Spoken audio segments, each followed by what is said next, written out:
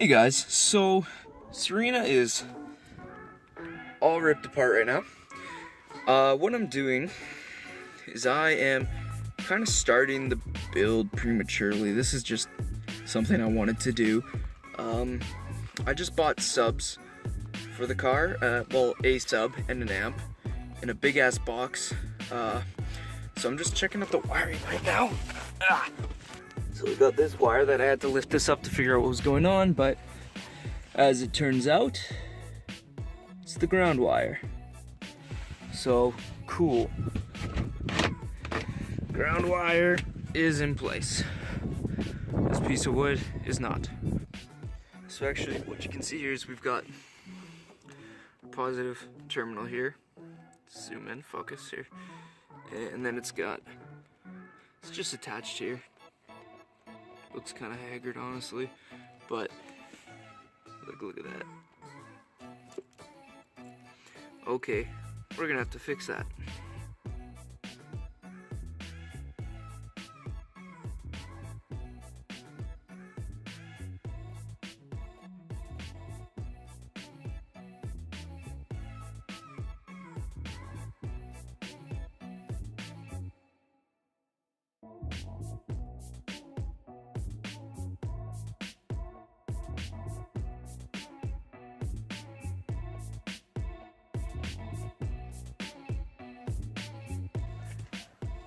Alright, so what I've decided to do is, because this is super sharp and like not really well put together, I'm just gonna use my lineman pliers here. I'm gonna snip it because if you look, we have enough room to play with.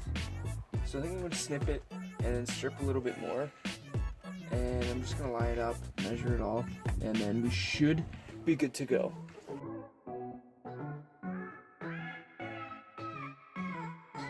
Now remember, when you're using a knife, cut towards your buddy, not towards your body.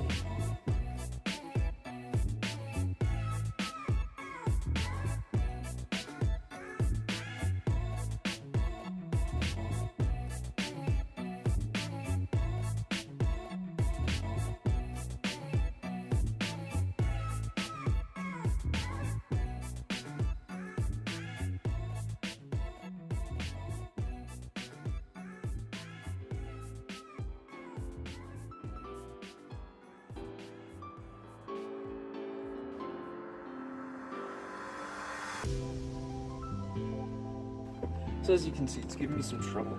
I guess these aren't very good pliers. And this is a really thick cable. So, I'm not sure, honestly. I think I'm gonna keep going at her for a little bit, and I'm sorry I'm doing it off camera. It's just, I don't want any of these little pieces of copper wire just all about my engine bay all willy-nilly.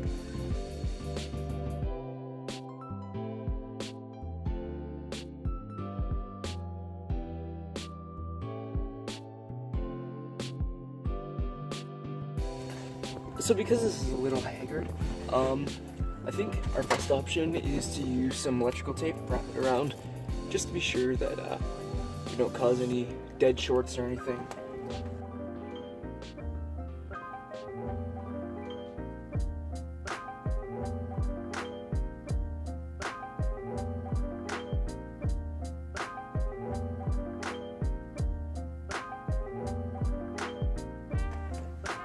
There, so that definitely makes it look a bit better. We should be all good for the positive now. Doesn't want to come out, it's nice and tight. Now, my only question is, why is this wire not stripped or anything? What is it for? So far we have a big positive and a very, very little something, and a big black ground, and then our RCA cables. You're gonna need all of those if you're trying to do this at home, but keep in mind, this is not a tutorial. Honestly, this is the most haggard fucking thing I've ever seen in my entire life. And I was probably better off just redoing the wiring myself. I figured out exactly what I have to do. I have all the parts, I just need to go get a fuse. So, what I need to do is connect these guys into there. Put your power, the battery, the remote, the ground, just twist them in. Then you use the RCA.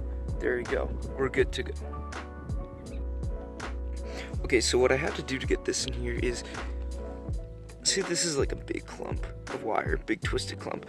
What I had to do is I had to like split it into 2 pieces and then like feed it underneath and then clamp it down. And I'm in electrical school and I can promise you that this is not up to code. Not at all. Okay, so it's cold as balls outside. So now I've got the amp and sub in the trunk here. I don't have a fuse yet. I don't know when I'm gonna go get one, but I will get one eventually. Right now I'm just gonna be plugging in wires, tightening it up, because this is just a mess. Just an absolute rampant disaster back here. And it is completely unnecessary. Ooh.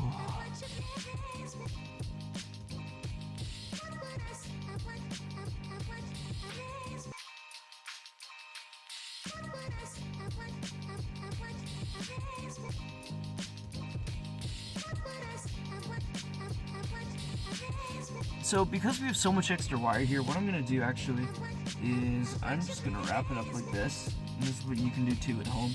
And I'm gonna grab my handy dandy electrical tape, which only fails me when it's cold because it loses its adhesiveness for some goddamn reason, and it gets really firm. So hopefully it's warmed up and will stick.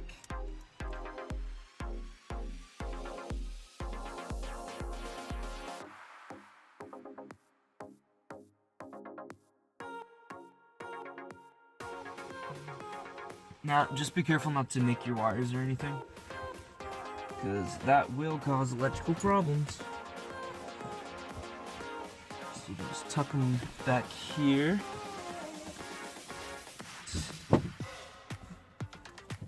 So that is the RCA wires, and they are officially tucked.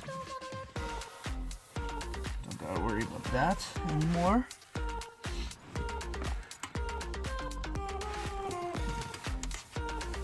Now this is our little remote wire that's already plugged into the speaker. I'm just going to do the same thing I did with the RCA cable, and I'm just going to coil it up, tape it up, and she should be good. Then we're going to work on getting these guys in the power source here. So if you guys are ever unsure of what size wire you're working with, just read the wire. It'll tell you. AWG is American Wire Gauge, and we're working with 18 right now. So just pull up your pliers there, and it might be hard for you to see, but one of those is 18, so we're just gonna strip those actually. And then you twist the wire.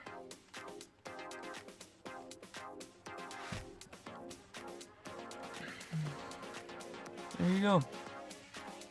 You can't see that at all. This camera does not focus. It's terrible. But whatever.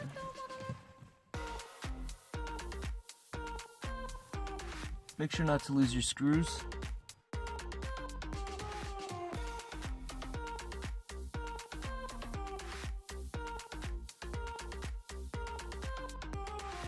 Definitely gonna need an Allen key. For that, I tried to cheat it, and it did not work, so I will be back. Alright guys, so it is a new day. The weekend's passed. I was finally able to go to the store. So, let's see. I got some fuses, and I already put one in here. So we got a fuse in there now, so we're all fused up. Basically what I'm gonna try to do is, because these are so small, what I did is I got a smaller wire. So I'm gonna go pretty haggard here and do some kind of shady electrical work. And I'm basically just going to connect the 4 gauge and the 1 gauge together. And then I'm just going to heat shrink it. I'm going to solder it and heat shrink it. And that should work. Should still be able to carry the amps, no problem. It's fused, and if anything goes wrong, I'll just have to rewire the whole car, and I'm not looking forward to that. Well, not the whole car, but the whole subs setup. So, yeah, I'm not really looking forward to that if it happens, but honestly, there's a pretty good chance it's gonna work. So I'm kind of taking a risk here, but I think I should be able to do this no problem. After all, this is what I study in school, electrical work. So, and like we are always mixing different wire sizes and stuff. So this should work. And let's get to it before the sun goes down. So we're gonna be cutting the 4 gauge here. Oh, it's a little tough. There she is. Awesome. Oh yeah, that's gonna fit in there, no problem. Just gonna carefully strip this using our hook knife here. Now this isn't really like a how-to video, this is just like, this is me just doing it. So, like, I'm not really gonna give instructions, but I mean, it's not hard. There's like 1,000 YouTube videos on how to do this stuff. But obviously when you're doing this kind of thing, any kind of work, like, you want to be safe, and if you don't know what you're doing, ask a friend who does know, or like look up the safety protocols for this kind of stuff, because like, especially when you're working with electricity, it's incredibly dangerous. It's one of the more dangerous trades, if not the most dangerous. Like we say it at our school here, nobody ever dies from plumbing. Tons of people die from electricity every day. So you really want to be careful and not be a dumbass about it, because when you're stupid, you die. Oh my goodness. Okay, so I got the other side clipped off here. I'm going to take off a bit more on this side. Now the only reason I'm doing this is because the owner before me, he did wire the car for subs. I didn't wire it. So the wiring part was already done, but the problem is he never put the subs in, so he didn't know that he used like the biggest wire size you can use. And maybe that works for other amps and subs, but for mine, it definitely does not work at all. So here we go. Got the wire stripped here on either side, which is awesome. Got some shrink tube here, and I'm gonna be soldering on my old plates. I couldn't use them anymore because they were my dad's from his old car. Alrighty, word. So, the reason I'm using the plate is because this heats up. I don't want to burn my seats. That would be not good. And also, fuck these plates, because I can't really use them on anything anymore. Alright, got my extension cord. We're gonna wait for this, for my iron to heat up. And this is gonna be the positive one. This actually came with some stickers, so may as well use them. Let's just label this as the positive battery wire here. And we'll leave the other one unmarked because it's the ground. So one thing I don't like about this neighborhood is that there are always kids crying. Why? Just let me work in peace. Normally you should have like a wet sponge or something to wash off all the crap with, but I don't. So, let's use my knife here. Okay, so I've got you guys set up so you can see my Haggard station here. I guess I forgot to strip this, so just give me a second here.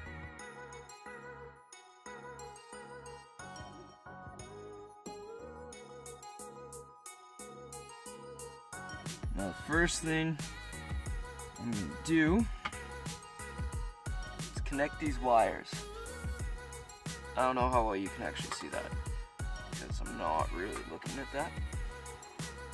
So hopefully it doesn't look just weird. What I'm gonna do is I'm going to cut off a piece of this shrink tube here. A heat shrink, whatever you want to call it. And my pliers can come there. So let's just snip a piece here. Okay, I don't like that looking uneven because it just looks unprofessional, and I mean, it's not like I am a professional, I'm just some guy. But we're going to open her up.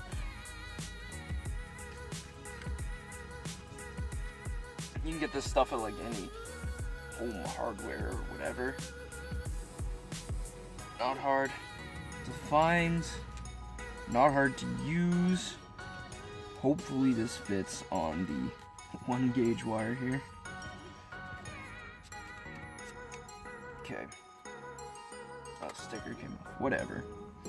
I'm gonna know which one's which, and I'm never really gonna need to know either.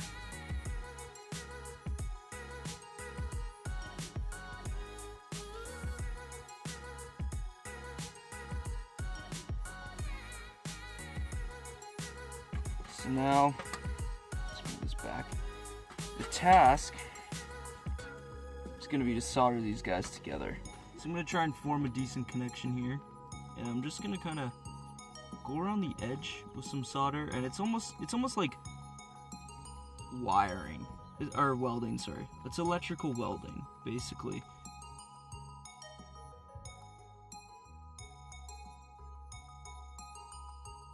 Definitely just touched myself with the soldering iron because I am a dumb.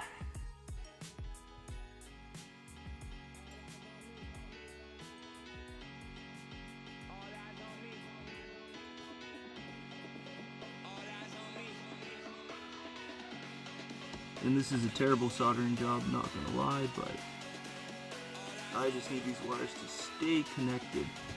So we're just gonna make it beefy. Hope for the best, honestly. And if the shrink tube just decides it's not going to fit, which I have a feeling it won't, what we're going to do instead is we're just going to tape it up. Oh my god, this is brutal. Ugh. Makes me want to throw up. Now I have to grab a meter and check for continuity. Okay, so got my meter. So we're checking for continuity. That means we got continuity. I'm gonna just check each end here.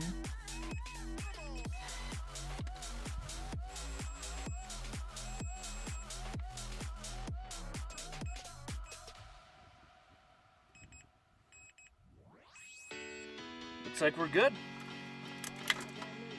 Now for part 2. Okay, so I went ahead and I soldered this hack job together as well, checked for continuity, so we're all good.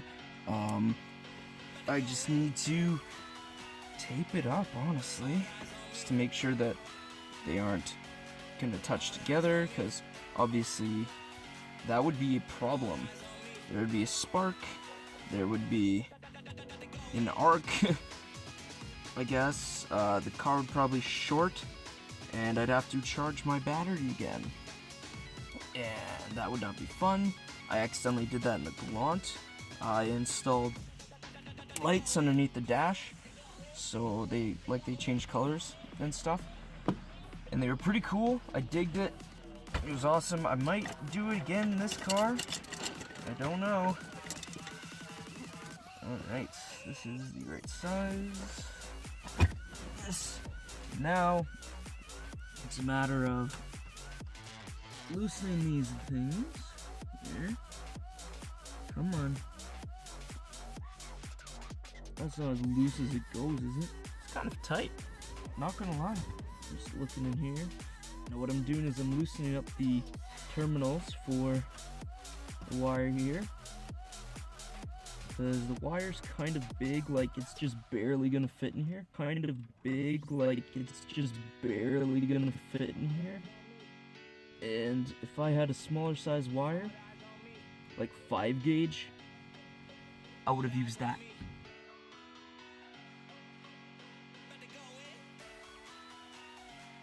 Okay, so that just came right out. Let me put it back in just a little bit. Crap in here, actually. There's like stuff coming out. Just like Nintendo. Just gotta blow on it, and it works. This is let's do the ground side first. And whatever's hanging out, I will just tape up. Oh yeah, I'm gonna have to twist this real tight.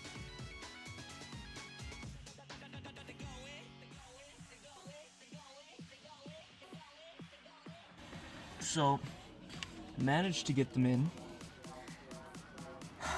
Took a long time. And then I taped the shit out of them so they wouldn't come undone.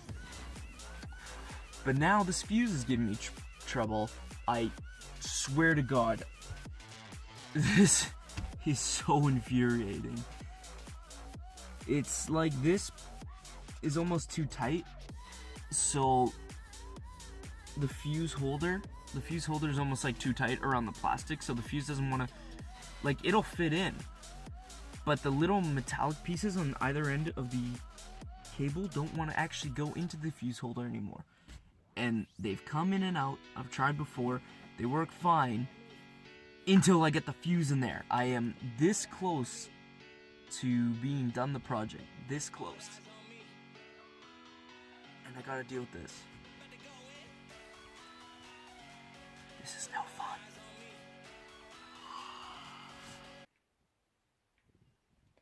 It broke. Both sides broke.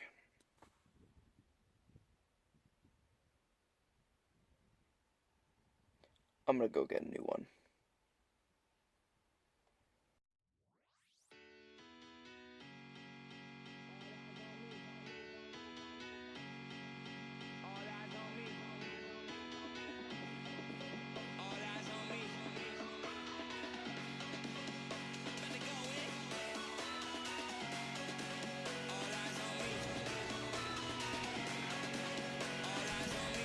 Just made a stop at my local Canadian Tire. So this project's getting more and more ridiculous. The fuse holder that they have is not for 1 gauge. They don't have one for 1 gauge. They have one for 4 gauge, and that's it. So I picked that one up, and I got some more 4 gauge wire. I have to kind of backtrack a little bit now. Redo everything to get the wire into the plug, and then resolder the wire to the 4 gauge wire, because I know it works now. So I just need to implement the fuse in there, and then we'll be good to go, because my fuse holder, I guess, broke, right? So now I've got this guy.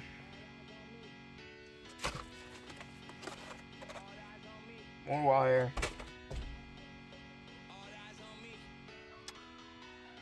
I hate life sometimes. But it's gonna pay off, so let's get back to the hometown and get her all wired up before it gets dark.